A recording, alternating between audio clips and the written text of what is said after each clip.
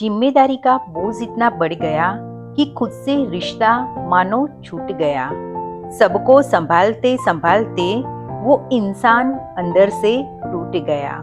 गलती छोटी सी थी, गलती छोटी सी थी, पर सजा बड़ी दे दी खुद को। हर हार का इल्जाम दे दिया खुद को, हर हार का इल्जाम दे दिया खुद को। दुनिया ने कुछ कहा भी नहीं, फिर भी कसूरवार मान लिया खुद को।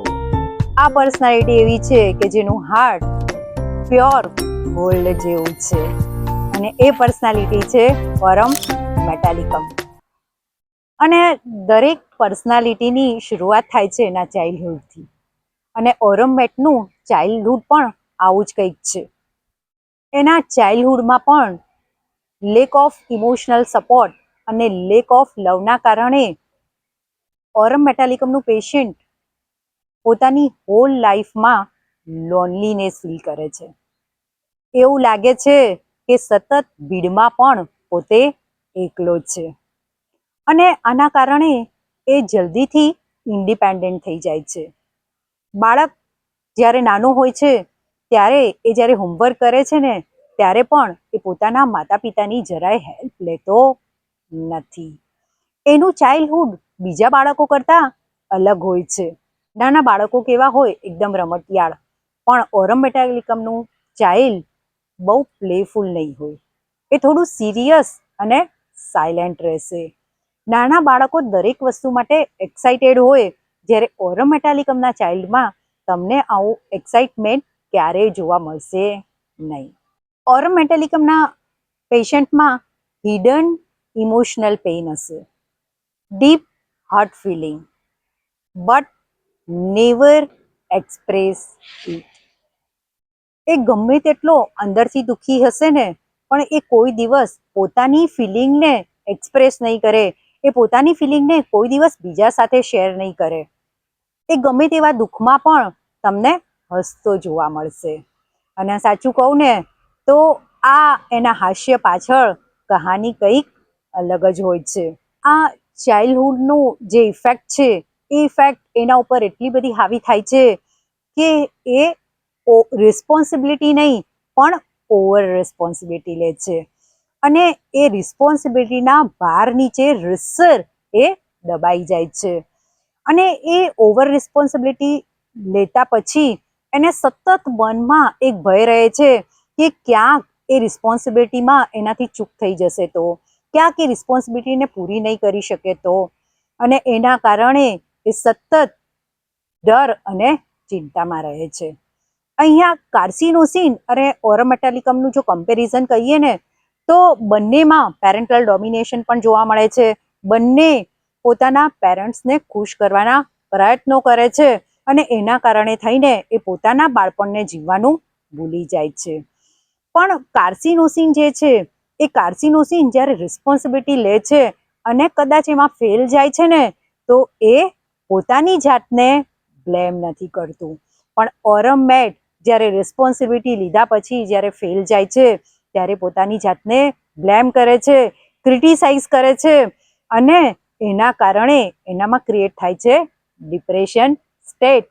અને ત્યાં સુધી કે પોતાની જાતને ખતમ કરી નાખવા સુધીના વિચારો આવે છે, જે કન્વર્ટ થાય છે સુસાઇડલ થોટમાં. તો ઓરમ મેટાલિકમમાં self esteem converted into the self blame, self criticism, અને end in a self destroy. So Aurum જે છે એ ઓરમ પણ ગોલ્ડમાંથી બનાવવામાં આવે છે, અને ગોલ્ડ પણ કોસ્ટલી મેટલ છે, અને પ્લેટિનમમાંથી બનાવવામાં આવે છે, અને એ કોસ્ટલીએસ્ટ મેટલ છે. બંનેમાં ઇગોટિઝમ છે, પણ બંનેના એક્સપ્રેશન અલગ અલગ છે. ઓરમ જ્યારે ફેલ થાય છે ને ત્યારે એવું માને છે કે પોતે આ દુનિયા માટે લાયક નથી. મીન્સ એ પોતાની જાતને બ્લેમ કરે છે. એ માને છે કે એણે એના પ્રયત્નો કોઈ લેવલે ઓછા પડી ગયા, એણે જોઈએ એવા પ્રયત્ન કર્યા નથી, એની મહેનત ક્યાંક ઓછી પડી ગઈ, અને ફેલ થવા માટે પોતે જવાબદાર છે, પોતે વર્થલેસ છે. જ્યારે પ્લેટિનાને સેલ્ફ ઇમ્પોર્ટન્સ. અને એટલે પ્લેટિનાનું એક્સપ્રેશન શું હોય છે કે આ દુનિયા મારી લાયક નથી. This world is unfit for me. So Aurum જે છે એ ઓરમ એવું માને છે કે પોતે આ દુનિયાના લાયક નથી, જ્યારે પ્લેટિના સુપેરિયોરિટી કોમ્પ્લેક્સમાં એવું માને છે કે આ દુનિયા એને લાયક નથી. So this is a difference between the Aurum and platinum because both are metal group medicine. એનાથી આગળ વધીએ કે ઓરમના પોતાના એથિક્સ અને રૂલ્સ હશે અને એના ઉપર એ કાયમ કોઈ પણ ભોગે ટકી રહેશે. કે માની લો એ રસ્તામાં જઈ રહ્યો છે અને એને પૈસા ભરેલું પાકીટ મળે છે અને એ પાકીટ સાથે એને કોઈએ જોયો નથી, તો પણ એ પાકીટ એ ક્યારેય રાખશે નહીં. એ પાકીટને એના સાચા માલિક સુધી પહોંચાડીને જ રહેશે. ઓરમમાં પ્રોબેબલી ડિસએપોઇન્ટમેન્ટ ઓફ લવ, કે જ્યારે ઓરમને કોઈ ચીટ કરે છે કે બિટ્રાય કરે છે રિલેશનશિપમાં, ત્યારે એના પછી એ કોઈ સાથે ક્લોઝ રિલેશનશિપમાં જલ્દીથી આવશે નહીં. કોઈ જેન્યુઅલી એની કેર કરશે, લવ કરશે ને, તો પણ એ પોતાની ઇમોશન કે પોતાની ફિલિંગને એની સાથે શેર કરી શકશે નહીં. એને કોન્સ્ટન્ટ એવું લાગશે કે કદાચ મારી સાથે પહેલાના ઇન્સિડન્ટ્સનું રિપીટેશન થશે તો, અને એટલા માટે એ હંમેશા ઇમોશનલી ક્લોઝ રહેશે. અહીંયા જો નિટ્રમ્બ્યુરનું ઓરમ સાથે કમ્પેરિઝન કરીએ ને, તો નિટ્રમ્બ્યુરમાં પણ ડિસએપોઇન્ટમેન્ટ ઇન લવ છે, પણ નિટ્રમ્બ્યુર શું કરશે, સાયલેન્ટલી એમાંથી વિડ્રો કરી નાખશે અને ક્રોનિક ગ્રીફમાં કન્વર્ટ થશે. જ્યારે ઓરમ શું કરશે કે આ જે રિલેશનશિપ બ્રેક થઈ છે, કે એને જે લવમાં ડિસએપોઇન્ટમેન્ટ મળી છે, એનું કારણ એ પોતે છે. એ પોતાની જાતને જવાબદાર માનશે કે એણે જે એફોર્ટ કરવા જોઈએ એફોર્ટ એણે કર્યા નથી. એણે ભૂલ નહીં, કંઈક ગુનો કર્યો છે અને એના જ કારણે એની રિલેશનશિપ બ્રેક થઈ ગઈ છે અને એના કારણે શું થશે, ડિપ્રેશન સ્ટેટમાં જતું રહેશે. ઓરમનું પેશન્ટ ખૂબ જ વર્કોહોલિક હશે. એ સતત પોતાની જાતને બિઝી રાખશે. લોકો વેકેશનમાં પોતાની લાઈફને એન્જોય કરતા હશે, ત્યારે વેકેશનમાં પણ ઓફિસનું કામ કરતો હશે. પેરેન્ટના એપ્રુવલ માટે કે પેરેન્ટની ગુડ બુકમાં રહેવા માટે એ કોન્સ્ટન્ટ પ્રયત્નો કરતો રહેશે અને જો એ પ્રયત્નોમાં ફેલ જશે તો એ પોતાની જાતને બ્લેમ કરશે, પોતાની જાતને ક્રિટિસાઇઝ કરશે. એને લાગશે કે એના પ્રયત્નો ઓછા પડ્યા, પોતે વર્થલેસ છે, એ નકામો છે. એને ફોર સેકન્ડ નિગ્લેક્ટેડ ફિલિંગ આવશે. એ ડિસિપ્લિન અને મેનરમાં માને છે અને ક્યારેય કોઈની સાથે મિસબિહેવ નહીં કરે. એ ખૂબ જ ડ્યુટી કોન્શિયસ છે.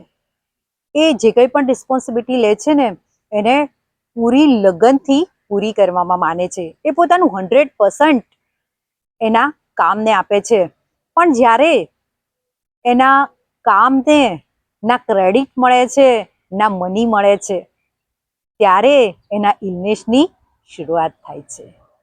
સેલ્ફ ફ્રી એપ્રોચ, કે માની લો કે કોઈ સ્ટુડન્ટ છે અને એની કોલેજમાં એન્યુઅલ ફંક્શન થવાનું છે અને એને એ એન્યુઅલ ફંક્શનની બધી જ જવાબદારી સોંપવામાં આવે છે, એને લીડર બનાવવામાં આવે છે અને એ એન્યુઅલ ફંક્શનમાં કોઈ બીજા સ્ટુડન્ટની ભૂલના કારણે એન્યુઅલ ફંક્શન પૂરેપૂરું સક્સેસ નથી જતું. ત્યારે આ જે બાળક છે, આ જે સ્ટુડન્ટ છે કે જેને લીડર બનાવવામાં આવ્યો હતો, એ બીજાની ભૂલને પોતાની ભૂલ ગણશે. એવું માનશે કે એણે બરાબર ધ્યાન રાખવું જોઈતું હતું, પણ એણે બરાબર ધ્યાન રાખ્યું નહીં. એની રિસ્પોન્સિબિલિટી હતી ફંક્શનને સક્સેસ કરવાની, એના એફોર્ટ ક્યાંક ઓછા પડ્યા અને આ ફેલ માટે એ પોતે જ જવાબદાર છે અને એના કારણે એ કોન્સ્ટન્ટ ગિલ્ટી ફિલિંગ કરશે, સેલ્ફ ક્રિટિસિઝમ કરશે. એનામાં સેન્સિટિવિટી પણ બહુ છે અને ફિયર ઓફ રિજેક્શન પણ છે, કારણ કે એના પેરેન્ટ્સ જ્યારે પણ એ સક્સેસ થતો ત્યારે એને ઇનામ આપતા અને જ્યારે ફેલ થતો ત્યારે એને પનિશમેન્ટ આપતા. અને આ જે ચાઇલ્ડહુડની ઇફેક્ટ છે, એ ચાઇલ્ડહુડની ઇફેક્ટ એના માઇન્ડ પર એટલી મોટી ઇમ્પ્રેશન છોડી ગઈ કે મોટા થઈને પણ આ ફિયર ઓફ રિજેક્શન, સેન્સિટિવિટી એના માઇન્ડમાંથી નીકળી શકી નહીં. માની લો કે પોતે મેનેજર છે અને પોતે ખૂબ જ પ્લાનિંગ પરફેક્શન સાથે કામ કરે છે અને એ પોતાના એમ્પ્લોય પાસે પણ એવી જ એક્સપેક્ટેશન રાખશે એ લોકો પણ હોનેસ્ટીથી અને પરફેક્શન સાથે કામ કરે. અને જો એ લોકો એવી રીતે કામ નહીં કરે તો એ પોતે ફ્રસ્ટ્રેટ થઈ જશે. He feel valuable and respected when he have wealth, status and money. માની લો કે કોઈ બિઝનેસમેન છે અને બિઝનેસમાં ફેલ જાય છે તો એને એવું લાગશે કે હવે એની લાઈફમાં કંઈ બચ્યું નથી. આટલા મોટા નુકસાન પછી એ ક્યારે બેઠો નહીં થઈ શકે અને આ નુકસાન જવા પાછળ પણ એ પોતે જ રેસ્પોન્સિબલ છે. તમને કદાચ અડધો કલાક પહેલા મળ્યો હોય ને તો તમારી સાથે હસી હસીને વાત કરી હશે અને અડધો કલાક પછી તમને ન્યૂઝ મળે કે એણે સુસાઇડ કરી નાખ્યું. એના સુસાઇડ કરવા પાછળનું રીઝન એનો guilt, self blaming, self reapproach, self criticism, always blame on self. અને એ એને લઈ જાય છે સેલ્ફ ડિસ્ટ્રક્શન સુધી. તો આ છે ઓરમ મેટાલિકમની સફર, કે ઓરમ મેટાલિકમ પોતાની ઓવર રિસ્પોન્સિબિલિટીના ભાર નીચે એટલો બધો દબાઈ જાય છે કે પોતે જીવવાનું જ ભૂલી જાય છે. સારા હોવું ને એ સારી વાત છે, પણ વધારે પડતા સારા હોવું ને એ નુકસાનકારક છે. ઓરમનું બિહેવિયર કેવું હોય છે? રિસ્ક ટેકિંગ બિહેવિયર, કે જેમાં એ પોતાની જાતને હાર્મ થઈ શકે એમ છે. એને ફાસ્ટ મોટર રેસિંગ આમાં ખૂબ જ ઇન્ટરેસ્ટ હોય છે.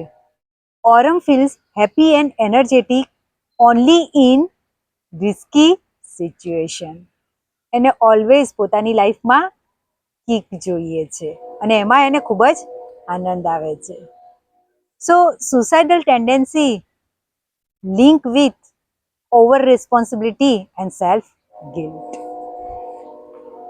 સો જ્યારે ઓવર રિસ્પોન્સિબિલિટી લે છે અને એમાં જ્યારે ફેલ થાય છે ત્યારે એ પોતાની લાઈફને બર્ડન માનવા લાગે છે.